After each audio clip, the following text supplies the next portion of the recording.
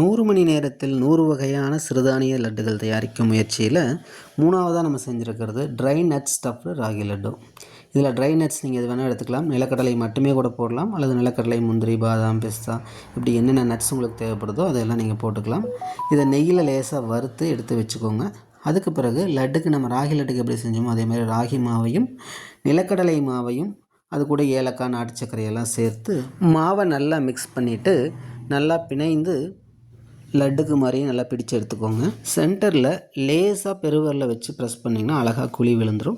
அந்த குழியில் நம்ம வறுத்து வச்சுருந்த ட்ரை நட்ஸ், அது கூட கொஞ்சம் நாட்டு சர்க்கரையும் நிலக்கடலை பவுடரும் ஆட் பண்ணிக்கோங்க வறுக்கும்போதே. அப்போ தான் உள்ளே வைக்கிறதுக்கு கொஞ்சம் பிடிமானம் கிடைக்கும். ஸோ அதை உள்ளே வச்சு ஸ்டஃப் பண்ணிவிட்டு இந்த மாதிரி க்ளோஸ் பண்ணிவிட்டு திரும்ப நல்லா லட்டை பிடிச்சிக்கோங்க. லட்டு அழகாக வந்துடும். இந்த லட்டு நார்மல் ராகி லட்டை விட ரொம்பவே டேஸ்ட்டாக இருக்கும். குழந்தைகளும் ரொம்ப விரும்பி சாப்பிடுவாங்க.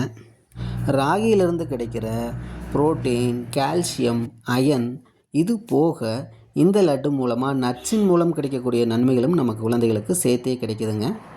இந்த லட்டையும் உங்கள் வீட்டில் ட்ரை பண்ணி பாருங்கள். அடுத்து என்ன லட்டுங்கிறத அடுத்த வீடியோவில் பார்க்கலாம்.